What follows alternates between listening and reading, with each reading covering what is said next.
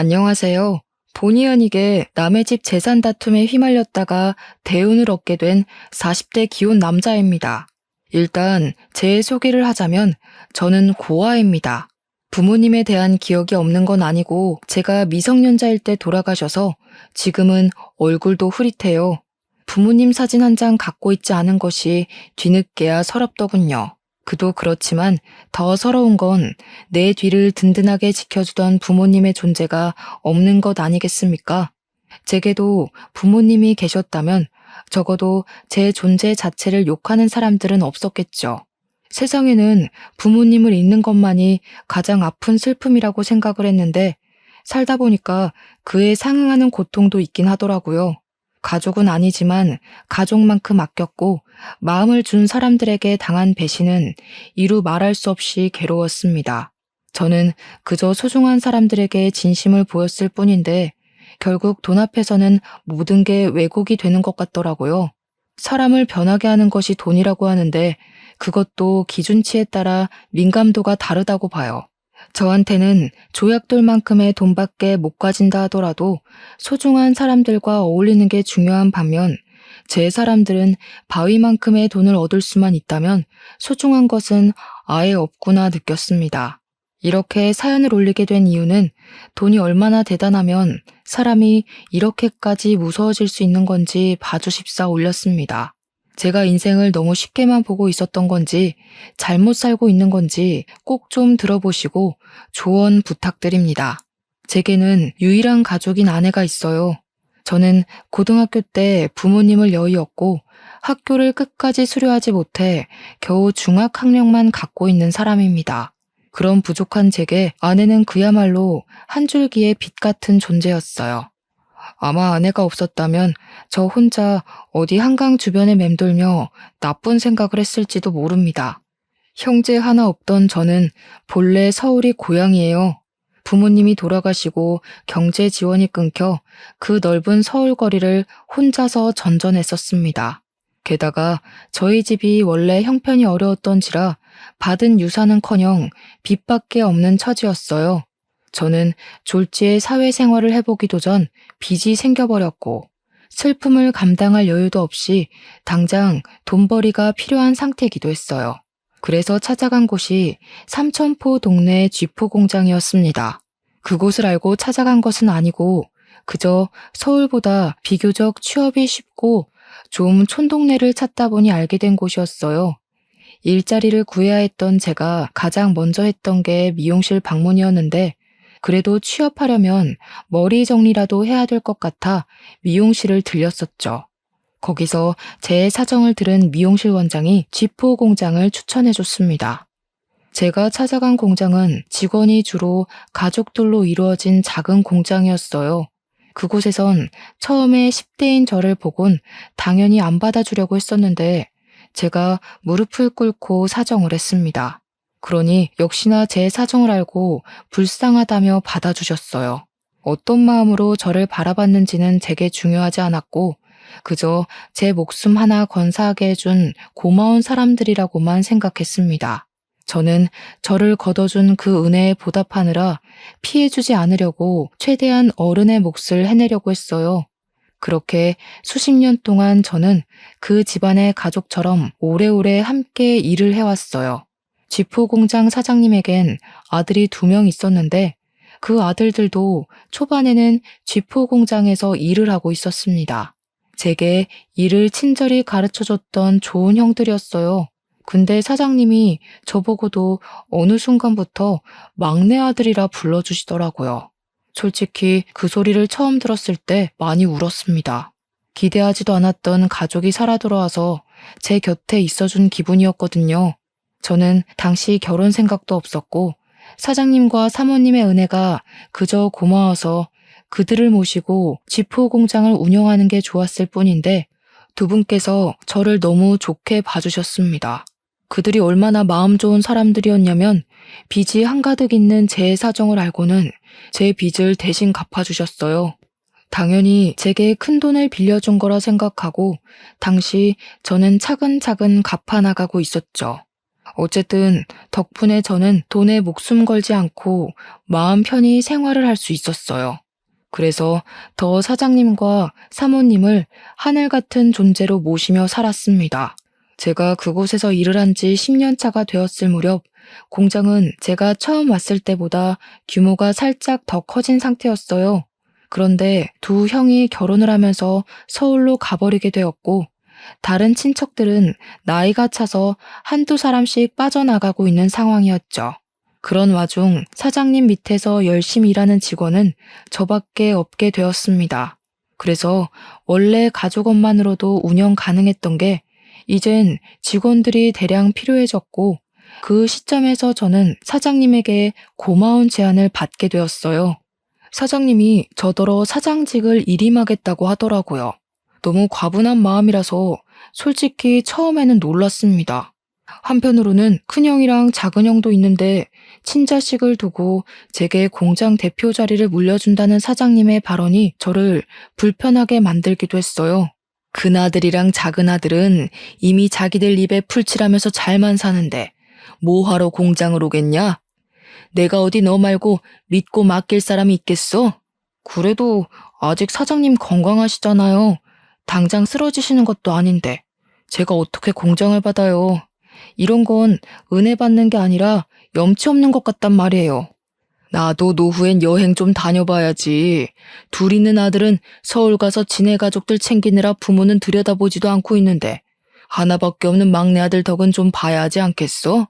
너도 내 아들 아니냐? 애비를 죽을 때까지 굴리고 싶은 거야? 사장님은 끝까지 제게 사장 자리를 넘겨주려고 했습니다. 제게 말은 일부러 세게 하기도 하고 제가 곤란해 할 말을 서슴지 않으면서도 죄책감은 느끼지 않도록 어쩔 수 없는 이유를 억지로 만들어내기도 했어요. 제가 죄책감 갖지 않도록 설득하는 사장님의 말은 사실상 생각해보면 틀린 부분은 없습니다. 사장님 말대로 큰형, 작은형은 이미 서울에서 직장 생활 중이기에 공장을 이어받을 수 없는 상황이었거든요. 사장님 건강은 당시 아직 정정한 상태였지만 미리 후계자를 뽑아서 인수인계를 해야만 공장이 타격 없이 돌아가기 때문에 정황상 제가 물려받는 게 맞긴 해요. 다만 제가 걱정이 되었던 건 사장님이 아들이라고 불러주니 저도 여태 사장님과 사모님을 아빠, 엄마라고 생각한 거지 진짜로 혈육이 아니잖아요. 그런데 혈육 아닌 사람에게 온 세월 바쳐 일궈낸 자산을 물려주겠다고 하니 제가 다 미안했습니다. 정작 사장님과 사모님은 괜찮아 보였는데 말이죠. 그러나 별 수 있었겠습니까? 할 수 없이 제가 공장을 물려받았고 그 뒤로 저는 정말로 두 은인에게 더 잘하고자 효도를 하는 수밖에 없었어요. 그렇게 몇 년을 더 사장님과 바짝 붙어 다니며 인계를 받았습니다. 그런 와중에 공장에 있던 경리가 결혼한다고 일을 그만두면서 다른 사람을 뽑게 되었는데 고맙게도 새로운 경리가 바로 제 아내 되는 사람입니다. 면접은 제가 봤어요. 솔직히 비즈니스에서 사심이 들어가면 안 되는 거 알지만 아내가 정말 제 이상형과 가까워서 뽑게 되었습니다. 뽑고 나서야 근무적인 부분에서 부족함이 있으면 어쩌나 걱정이 되었는데 다행히 아내는 일도 야무지고 칠칠 맞지 않았고 곧잘 하더라고요. 덕분에 저는 아내에게 더욱 빠지게 되었고 출근할 기분이 나서 구름을 타는 것 마냥 붕붕 뜬 시간을 보냈어요. 제겐 첫 여자였던 아내에게 감히 고백할 생각은 못하고 저 혼자서 남몰래 마음만 키워갔어요. 그런데 놀랍게도 한날 아내가 먼저 제게 호감을 표시해 주더라고요. 아내가 하는 말이 자기가 호감을 느낀 것도 사실이지만 먼저 고백을 할 수 있었던 건 제 얼굴에 감정이 다 티가 나서 제 마음을 모를 수가 없었다고 했어요. 제가 자신을 좋아한다라는 걸 확신할 수 있었기에 아내도 고백할 용기가 있었다고 했습니다. 참 멋없는 시작이었지만 그래도 좋았습니다. 저는 그렇게 제게 과분한 아내와 사귀게 되었고 결혼까지 약속하게 되었어요. 정말 감사하게도 사장님은 제가 친아들처럼 혼수까지 해주시더라고요. 괜찮다고 나도 모은 돈 많다고 했는데도 사장님은 늘 제게 고마운 말로 저의 입을 다물게 했습니다. 아들한테 혼수 안 해주는 부모도 있다냐? 자식이 진짜 나를 닮기라도 했나? 와이프 되는 사람도 참 이쁜 여자로 골랐다. 나도 네 엄마랑 결혼하려고 몇 년을 쫓아다녔는데. 쓸데없는 소리 한다 또. 균성아, 필요한 거 있으면 우리한테 얼마든지 말해. 신혼집은 당연히 남자가 해가야 되는 거 알지? 집은 공장이랑 가까운 데로 계약했는데 시간 나면 괜찮은지 보고 와라. 남자는 태어나서 딱 3번만 울어야 된다는데 저는 그날로 3번째 울음을 보였어요. 부모님이 돌아가셨을 때 처음 울었고 사장님이 아들이라고 불러주셨을 때 2번 울었습니다. 그리고 제게 든든한 부모가 되어준 사장 사모님의 마음을 선물 받았을 때 3번째로 울게 되었네요. 저는 결국 사장 사모님의 고집을 꺾지 못해 작은 아파트까지 선물을 받아버렸어요. 형들도 와이프까지 데리고 삼천포로 내려와서 제 결혼을 축하해주는 성의를 보여줬고요. 저를 지지하는, 사랑하는 사람들이 전부 제 곁에 있었습니다. 정말 완벽한 삶이라 생각했어요. 저는 가족이 없는 고아인데 마치 가족이 있는 느낌이라서 고아 신세가 전혀 서럽지 않았습니다. 그래서 평생 이제 행복할 일만 남았다고, 내가 과분하게 받은 이 행복을 보답할 일만 남았다고 생각했습니다. 하지만 누가 그런 소리를 했던 기억이 있는데요. 너무 행복하면 크게 들뜨지 말라고 불행이란 브레이크가 찾아온대요. 그 말이 망상은 아니더라고요. 살아갈 이유가 가득하기만 했던 제게 부모님을 잃었을 때와 같은 고통이 닥쳐왔습니다. 그 문제는 제가 존경하는 사장님의 병세가 악화되기 시작했을 때부터 일어났어요. 사장님은 쥐도 새도 모르게 찾아온 암 때문에 발견 즉시 시한부 선고를 받았습니다. 그 때문에 사장님의 친아들 2명과 제가 병실에 한데 모인 적이 있었어요. 그렇게 모이게 된 건 제 결혼식 이후 오랜만이었습니다. 오랜만에 같이 얼굴 보니까 좋네. 다름이 아니고 내가 시간이 얼마 안 남았잖아. 살아있을 때 재산 정리를 좀 하고 싶어서 불렀다. 그 자리에서 사장님은 자기 멀쩡할 때 재산 얘기를 하고 싶었다고 하면서 입을 떼기 시작했어요. 당연히 저는 남의 일이라고만 생각했습니다. 다시 말하지만 가족처럼 살긴 했어도 저는 친가족이 아니잖아요. 그런데 사장님이 하는 말은 제게도 충격이었어요. 사장님이 큰형, 작은형 얘기를 먼저 하면서 둘에게 지분을 40%씩 똑같이 나눠주고 나머지 20%는 약소하지만 제게 떼어줄 거라고 하시더라고요. 사장님 재산에서 20%면 무려 8억 가까이나 되는 돈이었습니다. 그것만으로도 충분히 놀라서 당황스러웠는데 사장님이 뒤에 덧붙이는 말은 제대로 된 불씨를 지폈어요. 공장은 균성이가 내내 운영했으니까 앞으로 균성이 몫인 거라. 여기에 대해선 불만 갖지 마라. 너희들이 가족 꾸려서 서울 밥 먹을 때 균성이는 밤도 옳게 못 자고 혼자서 공장 관리했다. 당연히 하던 놈이 공장 소유하는 게 맞지 않겠냐? 사장님의 이 결정은 좀 많이 놀랐어요. 사장님이 제게 그냥 공장을 물려준다고 했을 땐 제가 도맡아 운영하다가 다시 사장님이나 사모님께 돌려줄 생각을 하고 있었거든요. 사장님 말대로 공장까지 제게 넘어와 버리면 사실상 큰형이랑 작은형 대비 제게 떨어지는 상속 비율이 크게 차이나지 않았기 때문이에요. 물론 당연히 감사한 일이지만 솔직히 면목이 없었습니다. 사장님의 결정을 뒤늦게 말렸지만 사장님 생각은 단호했습니다. 그렇잖아도 큰형이랑 작은형 표정이 안 좋더라고요. 그렇게 사장님과 저희는 불편한 면담을 끝내고 나란히 병원 밖을 나왔어요. 병원 입구를 나오자마자 큰형과 작은형이 차가운 목소리로 말하더라고요. 정말 처음 듣는 목소리였습니다. 가족 해줬더니 집안 돌아가는 꼴 참 우습다. 안 그래 균성아? 넌 좋겠어. 아무것도 없이 우리 가족 안에 들어왔다가 재산까지 받게 생겼으니까. 이 정도면 인생 역전 수준 아니냐? 고아가 억대 자산가가 됐네. 그러게 말이야. 아무리 그래도 친자식만큼 받아가는 건 좀 아니지 싶다. 어떻게 굴러 들어온 돌이 박힌 돌을 빼려고 하냐? 우리 없는 사이에 아빠한테 얼마나 알랑방귀 낀 거야. 대단하다. 역시 두 형은 재산 때문에 기분이 안 좋은 듯 했습니다. 그래서 저는 형님들에게 나는 아무것도 받지 않아도 된다고 사장님을 내가 설득해 보겠다고 했더니 큰형이랑 작은형이 손사래를 치면서 그렇게 나오면 자기들이 나쁜 놈 되지 않냐고 그냥 받으라고 하더군요. 그렇게 떠나버린 형님들은 서울 잘 도착했냐는 제 문자를 대놓고 씹었습니다. 사랑하는 형제들과 사이가 틀어져 버린 것 같아 많이 속상했어요. 그 불편한 일이 찝찝하게 마무리된 것 치곤 굉장히 잠잠한 시간을 흘려보냈습니다.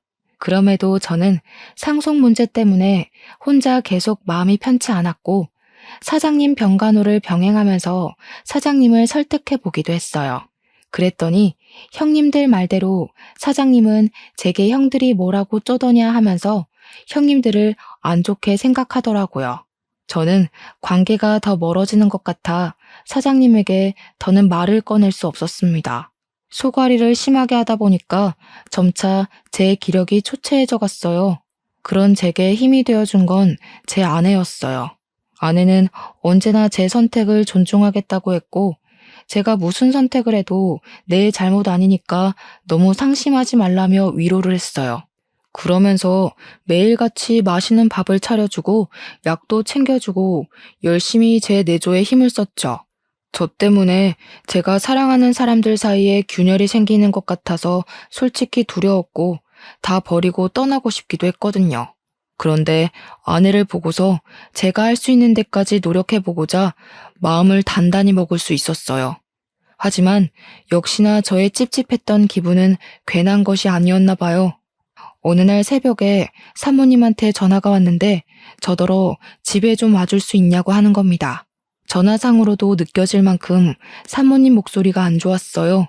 바로 일어나 옷을 갈아입는데 아내도 깨서는 같이 가자고 하더라고요. 사장 사모님이 제게 부모 같은 존재다 보니까 아내도 자연스레 사장님 내외를 시부모처럼 모셨거든요.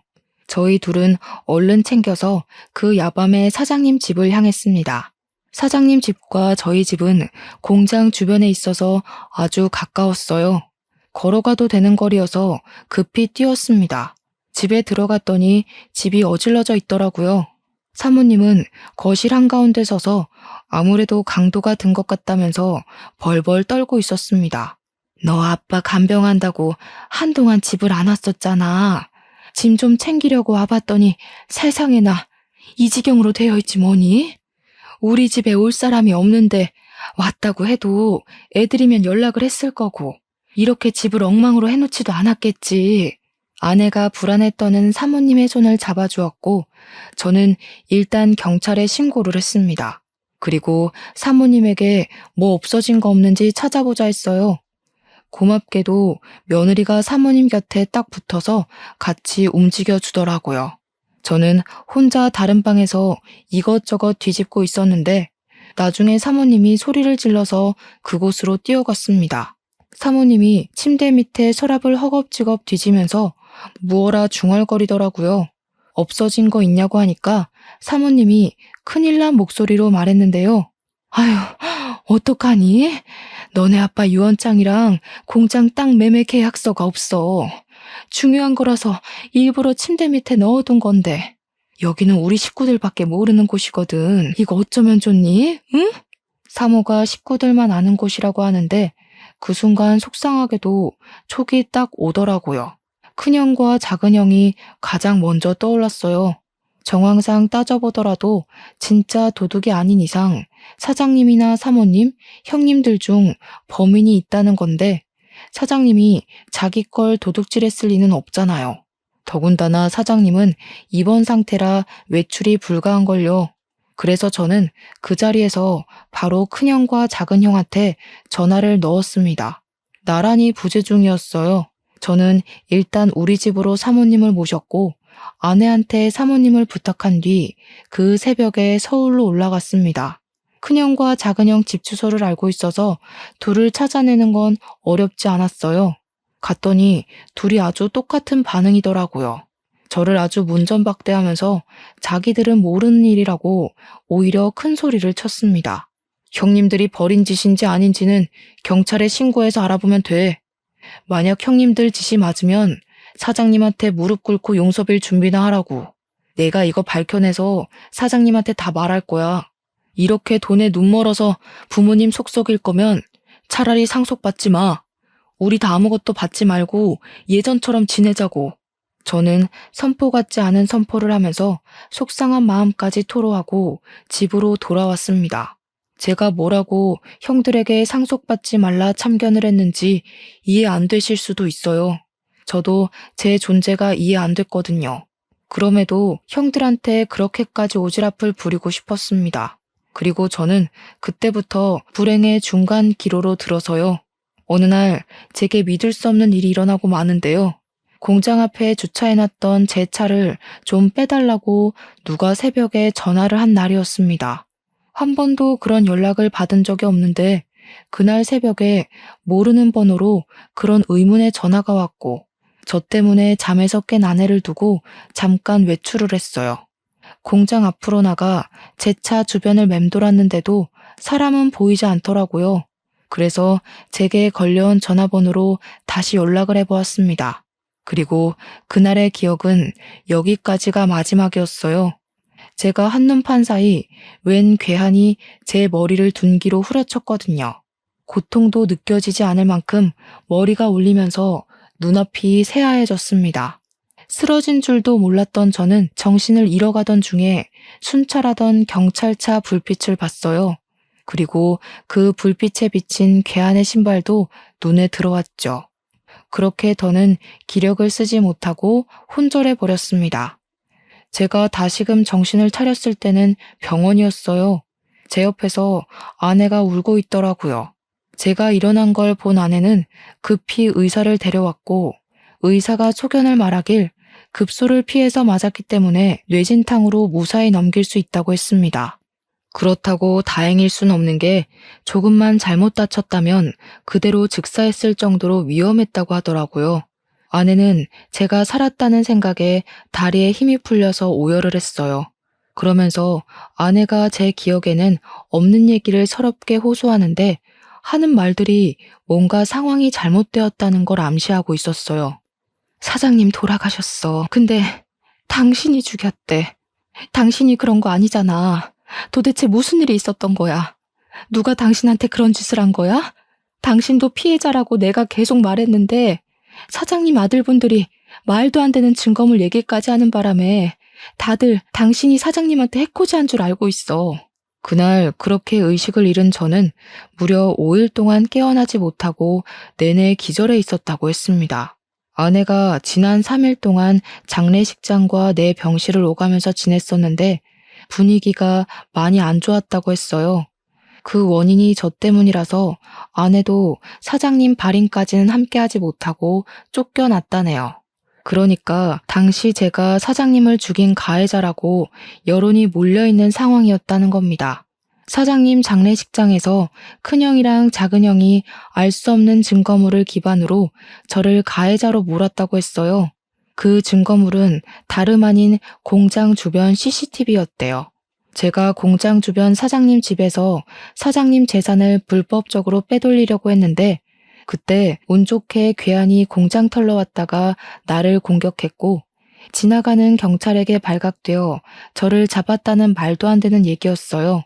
뿐만 아니라 또 제가 매일 사장님 병문안을 가는 점을 이용해서 그걸로 제가 사장님 산소호흡기를 뗐다고 구라를 쳐놨다는 게 아닙니까? 하필 그날은 사모님이 집을 들락날락하며 바깥일을 볼 때라서 병실에 없었을 적이었습니다. 그래서 제가 퇴원을 하면 경찰로 연행될 처지라고 하는데 아내 얘기를 다 들어도 도통 어떻게 이해를 해야 되는 건지 어렵기만 하더라고요. 제가 사장님을 죽였다뇨? 사장님이 저한테 어떤 사람인데요? 돌아가신 부모님 다음으로 제게 부모가 되어준 분이 아닙니까? 제가 사장님 대신 죽었으면 죽었지 절대 사장님께 그런 짓 못합니다. 대체 일이 왜 이렇게 됐나 곰곰이 생각하고 있는 와중 아내가 한마디 더 붙였는데요. 재산 상속이 아직 완벽하게 처리가 된 건 아니지만 제 몫이었던 재산은 일단 모조리 철수가 되었다고 하는 겁니다. 그 순간 더 묻고 따질 것도 없이 바로 큰형이랑 작은형이 생각나더라고요. 이 형들이 돈에 미쳐서 이젠 사람까지 해코지하려 드는구나 싶은 거 있죠. 막 나가는 형들을 이대로 두면 안 될 것 같았습니다.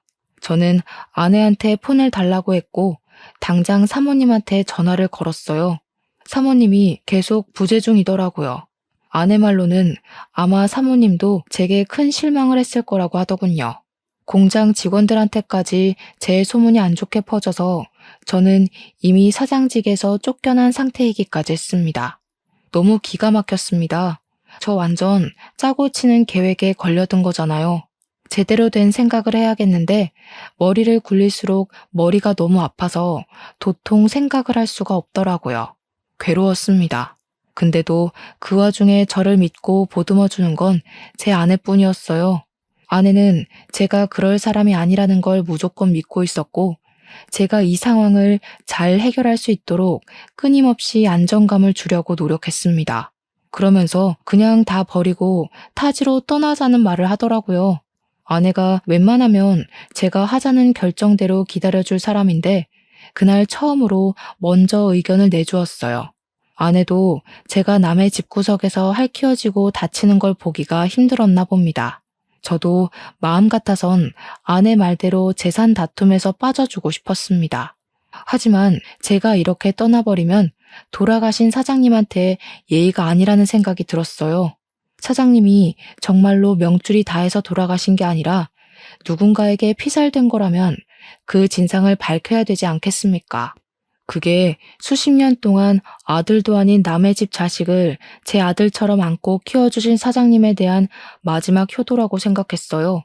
저는 몸을 움직일 수 있을 정도로만 회복을 하고 몰래 퇴원을 했습니다. 그리고는 경찰에게 연락 않고 몰래 공장을 찾았어요. 그러니 공장 직원들이 저를 보자마자 꺼지라고 물 뿌리고 침 뱉고 난리를 치더군요.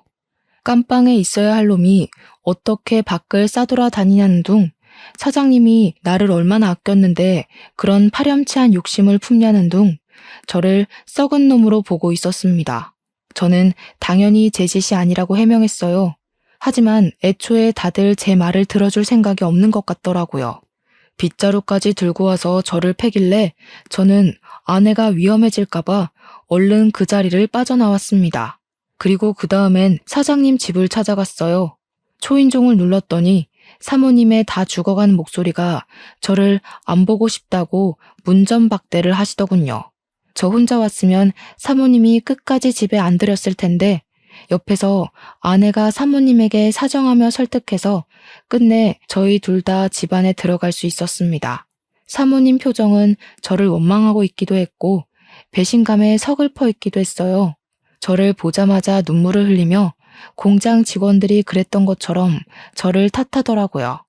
그래도 나는 끝까지 너를 믿었어. 그런데 네가 어떻게 그래? 우리 그이가 너를 진심으로 아들이라 생각했는데 어떻게 재산 때문에 그런 끔찍한 짓을 벌일 수가 있어? 이 양심 없는 놈아, 너는 여길 찾아올 자격도 없어. 저를 원망할 수밖에 없다는 거 알아요. 근데 제가 그런 거 아니에요. 저한테 사장님이 어떤 존재인지 잘 아시잖아요. 저는 공장도 필요 없고 재산도 필요 없던 사람이에요. 돈 때문에 사장님 배신할 거면 제가 나이 40 될 때까지 버티고 있었겠어요? 저 쓰러졌던 날, 저 때리고 도망친 사람을 봐서 찾아온 거예요. 제가 해명을 해도 사모님은 울기만 했지 제 말을 믿어주지 않았습니다. 돌아가신 사장님이 불쌍하다면서 계속 제 등짝을 때렸어요. 거기다 대고 저는 그날 새벽 제게 전화를 해서 공장 앞으로 나오라고 했던 사람의 통화 녹음을 들려줬습니다. 그러니 사모님께서 집중을 해주시더라고요. 저는 설명을 덧붙여서 그때 상황을 설명했고 둔기를 맞고 쓰러지면서 눈을 감기 전에 도망가는 사람 신발을 봤다고 했어요. 그게 바로 골프 운동화였다고 하니까 갑자기 사모님이 사색이 되더라고요. 그래서 왜 그러냐고 물었습니다. 사모님이 우왕좌왕하면서 휴대폰을 보여줬는데요. 혹시 이런 골프화였냐고 묻더라고요. 제가 그날 본 건 바이올렛 색상의 베이지 밑단을 단 수제 운동화였거든요.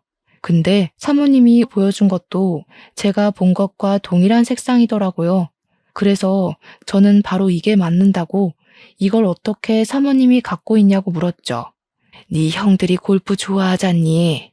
네 아빠가 형들 생일 선물로 한 켤레씩 주문 제작한 거야. 아빠가 보라색을 좋아해서 똑같이 수제로 맞춰줬던 거다. 너는 골프를 안 치니까 아빠가 결혼식 날 구두 한 켤레 해줬던 거고. 맞습니다. 제가 결혼하는 날 사장님이 뜬금없이 구두를 선물해 주었어요. 그 구두가 제 발에 꼭 맞아서 중요한 날에만 신는다고 지금도 상자에 소중히 보관하고 있거든요. 그런데 형님들이 생일 선물로 골프화를 받았다는 건 모르고 있었습니다. 그 순간 충격받은 저희들은 그것을 시작으로 다른 증거까지 찾아 나섰어요. 그 과정에서 사모님이 아직 재산 상속이 이루어지지 않아 큰형과 작은형을 다음 주에 만나기로 했다고 말해주더라고요. 그러면서 그동안 사장님, 사모님 둘만 알고 있고 자식들에겐 알리지 않은 한 가지 사실이 있다면서 고백하셨는데요. 사실은 너희들 아빠가 너희들한테 재산 상속을 배정한 게 아니야.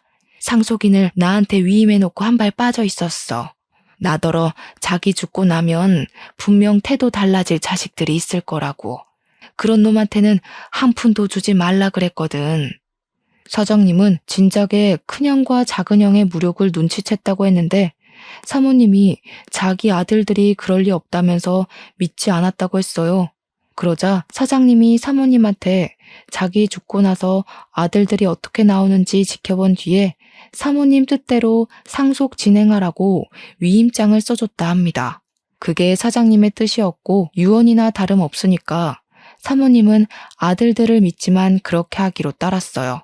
그런데 때마침 장례식장에서 큰형과 작은형이 제가 사장님을 죽였다면서 이런저런 증언을 기반으로 술술 말하길래 정말로 제가 그런 파렴치한 짓을 저지른 줄 알았다고 했습니다. 그래서 사모님은 돌아가신 사장님에게 원망까지 했다고 했어요. 남의 자식한텐 그리 자비롭고 친자식한테는 그리 냉철해서 벌 받은 거라고. 당신이 아끼던 양아들 같은 녀석한테 호되게 당하니까 이제야 알겠냐면서 그렇게 이미 떠난 사장님에게 호소를 했다네요. 그 일 때문에 저한테 단단히 화가 난 사모님은 제 앞으로 된 재산은 전부 철수하겠다고 그렇게 아내한테 통보를 했대요. 아내가 제 알리바이를 대줬지만 사모님뿐만 아니라 이미 당시 여론이 저를 등져버려서 아무도 아내의 말을 믿지 않았다고 했습니다. 아무것도 모르는 사모님 입장에서 보면 충분히 오해할 만했다고 생각했어요. 일단 상황이 어떻게 돌아가고 있든 가장 중요한 건 증거였습니다. 이미 공장 CCTV는 형들이 떼어갔을 테니 다른 증거가 필요했어요. 마침 그때 아내가 뾰족한 수를 말해주더라고요. 그날 새벽 제가 차 앞에 갔다면 혹시 블랙박스에 현장이 남아있지 않겠냐고요. 아차 싶더라고요. 제가 둔기에 맞았을 때 경찰차가 멀찍이에서 나타나는 바람에 가해자가 급히 도망갔다는 게 떠올랐습니다. 그렇다면 당연히 그들이 제 차에 있는 블랙박스는 차마 손대지 못했을 거란 말이죠. 그들도 당황해서 차 블랙박스까진 생각 못한 것 같더라고요. 얼른 제 차로 가서 블랙박스를 확인했더니 역시나 증거 영상이 고스란히 남아 있었습니다. 너무 안심했어요. 이것만 있어도 형들의 진술은 거짓이라는 게 밝혀질 거였습니다. 그 뒤로 저는 스스로 경찰을 찾아갔습니다. 그리곤 그날 발생했던 사건 진위를 전부 고백했고 제 알리바이를 조사하기 시작한 경찰도 뭔가 이상함을 감지했는지 원래 접수됐던 신고 내용이 어딘가 모르게 부실하다는 느낌을 받은 것 같았어요. 그래서 그 시간부로 경찰은 큰형과 작은형을 조사에 착수했죠. 제 일은 금방 서울경찰로 연계되었습니다. 얼마 뒤 큰형이랑 작은형이 나란히 잡혔다는 연락을 받고 저랑 아내 그리고 사모님은 같이 서울로 올라갔어요. 서에 도착했더니 큰형이랑 작은형이 저를 보자마자 살인자 새끼라고 삿대질을 하는 겁니다. 이 새끼가 감히 누구한테 누명 씌우려고. 형사님들, 저 녀석 말 들으면 안 돼요. 제가 아들이잖아요. 저 녀석이 우리 가족한테 들러붙을 때부터 수상했다고요. 제대로 확인해 보시라니까요. 큰형은 끝까지 제 탓을 했고 작은형은 저한테 쌍욕까지 일삼았습니다. 하지만 저는 잠시 대꾸를 참고서 묵묵히 경찰에게 제 입장을 표명했어요. 그리고 병원 CCTV도 구석구석 확인해 볼 것을 따로 요구했습니다. 병원 CCTV에 좀 당황했는지 큰형이 옆에서 사기치지 말라며 제 멱살을 잡더라고요.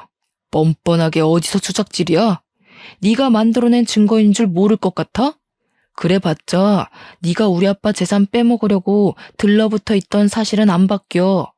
거지새끼 걷어줬더니 자기가 진짜 친자라도 되는 줄 아나. 어디서 감히 우리 아빠 돈을 탐내? 겨우 이것밖에 안 되는 사람이라는 게 놀랍다. 돌아가신 사장님이 불쌍하네. 친자식이라고 둘씩이나 있는 아들들이 어떻게 지나가는 똥개만도 못할까? 그렇게 사장님 돈 독식하고 싶었어? 사장님 호흡기까지 손댈 만큼 돈에 미쳐 있었던 거야? 입 닫아. 네가 뭘 안다고 주제넘게 나불거려? 네가 아들이라고 해봤자 현실은 피 한 방울 안 섞인 고아 새끼 아니야. 네 부모가 죽기 전에 그리 유언 남기디? 남의 집에 빌붙어서 재산 빼먹고 살라고? 자꾸 사장님 돈이 형 돈인 것처럼 얘기하는데 그러는 피 섞인 형들은 고아 새끼인 나보다 못나서 재산 비율도 나랑 비슷하게 책정받은 거 아니야? 자기보다 잘난 사람한테 시기하는 건 우월감이 아니라 열등감이야. 형들 지금 열등감 덩어리 같아. 그때 더는 덤빌 말이 없었는지 큰형이 제게 손을 쓰려고 하더라고요. 나이 말고는 저보다 나은 게 없는 것 같은데 제가 그런 못난 사람한테 주먹을 왜 맞아주겠습니까? 당연히 형 주먹이 날아오르기 전 제가 먼저 박치기를 해서 큰형의 코피를 터뜨렸어요. 큰형 바로 저를 놓고 비명을 지르며 구부러지더라고요. 눈물이 찡 올라온 모습이었습니다. 형들이 날고 기어봤자 상속은 이미 사모님 몫이야. 날 제거할 게 아니라 사모님한테 효도를 했어야지. 그 정도 나이 먹고도 내가 하나하나 가르쳐줘야겠어? 무슨 소리야? 엄마 몫이라니. 아빠가 이미 우리한테 상속한다고 구두 약속했잖아. 유언장에도 그렇게 쓰여있다고 어디서 사기를 치려고 해? 바로 확인시켜줘? 유언장은 분명 의문의 강도에게 도난당했을 적이었습니다. 작은 형은 자기가 어떤 실수를 하고 있는지 모르고 있는 것 같더라고요. 신기하네. 유언장은 얼마 전 도둑 맞았는데 형 말은 꼭 그 유언장을 갖고 있다는 걸로 들린다. 뭘 조작해놨든 그 가짜 유언장이 뭔 소용이겠어. 이미 사장님이 사모님한테 상속인 위임했어. 사모님한테 위임장도 따로 있고. 아, 이렇게 말하면 너희들 엄마도 해코지한 뒤에 나한테 누명 씌울 건가? 큰형이랑 작은형은 계획이 틀어졌다는 것에 크게 당황하며 표정으로 드러냈습니다. 뭔가 잘못되고 있다는 걸 얼굴로 티냈어요. 그 와중에 병원 CCTV를 확인하러 갔던 경찰한테서 연락이 왔는데요. 영상에는 제가 먼저 병문안 다녀온 뒤 간호사들이 몇 번 왔다 갔다 했고 그 다음에 형들이 들락날락한 정황이 드러났는데 형들이 병실을 나가고 나서 수상쩍게 두리번거리는 것이 포착되었답니다. 그리곤 몇 분 뒤에 다시 병실로 들어간 간호사가 순간 급하게 뛰쳐나오더니 의사를 불러와서는 병실에 있는 사장님 침상을 끌고 임종실로 옮기는 게 드러났다네요. 형들 집을 압수수색한 경찰들도 형들 집에서 위조된 유언장과 절도한 땅 문서까지 발견했다고 했습니다. 빼도 박도 못하고 쉽게 발각된 증거들 때문에 큰형과 작은형은 더 이상 할 말을 잃고 좌절했어요. 그리곤 그제야 저와 사모님께 용서를 구하면서 악의는 없었다고 무릎을 꿇었습니다. 형들은 더 지체할 것 없이 그 자리에서 구속이 되었어요. 연행당하는 아들들을 보면서 사모님은 울며 불며 자식들을 패기 시작했습니다. 도대체 균성이한테 무슨 짓을 한 거냐? 아무 잘못 없는 아이한테 왜 그런 짓을 했어? 너희들이 그러고도 사람이야? 이제 네 아빠 얼굴을 어떻게 보니? 그래도 내 배 아파 낳은 자식이라고 끝까지 편을 들었는데 어떻게 엄마 마음을 이렇게 찢어놓을 수가 있어? 며느리는 사모님을 보필하면서 주저앉는 사모님을 보듬어 주었습니다. 형님들 둘은 아무 말 없이 고개만 숙인 채 형사가 가는 대로 멀어졌어요. 그리고 저희는 서울에서 내려오게 되었죠. 그 뒤로 들은 소식이 당연히 자기 아빠를 죽인 형들은 징역살이를 살게 되었는데요. 문서 위조에 절도죄까지 포함되어 형량이 제법 나왔어요. 사모님께서 출소한 아들을 맞이할 수 있을지도 모를 정도로 길었습니다. 한꺼번에 힘든 일을 겪은 사모님은 저희가 혼자 두기 걱정되어 저랑 아내가 사장님 집으로 이사를 갔습니다. 현재도 사모님을 모시고 살고 있어요. 저는 다시 공장 대표 자리를 찾았고요. 사모님이 제게 사장님 재산의 70%를 떼주었습니다. 나머지 30%는 패 죽일 놈도 아들은 아들이라고 몫을 조금 남겨놓아야겠다고 하더군요. 그게 사모님의 괴로운 마음에 조금이나마 위안이 된다면 저도 사모님 뜻을 충분히 존중해 줄 수 있습니다. 그리고 저를 오해했던 공장 직원들도 당연히 오해가 풀렸고 제게 사과를 했어요.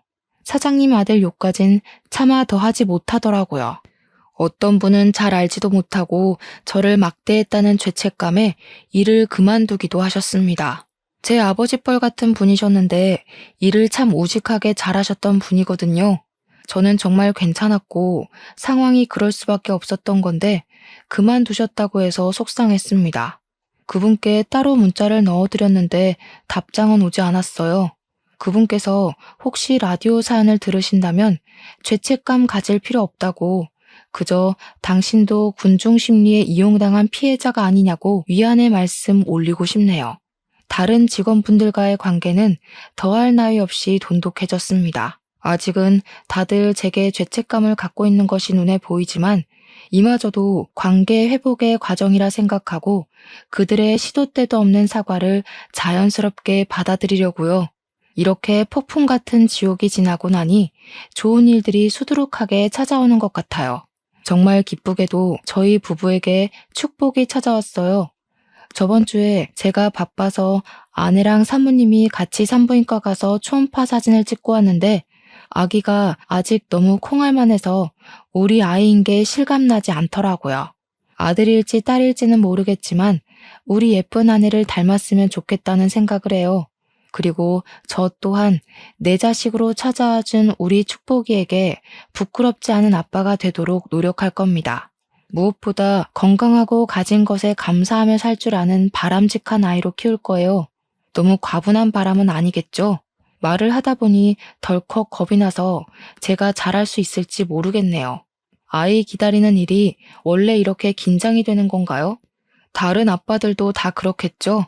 아무튼 저랑 아내 그리고 제게 어머니와 같은 사모님까지 저희는 곧 새로 생길 식구인 아이를 만날 그날만 손꼽아 기다리면서 한동안 설레는 시간을 보낼 것 같습니다.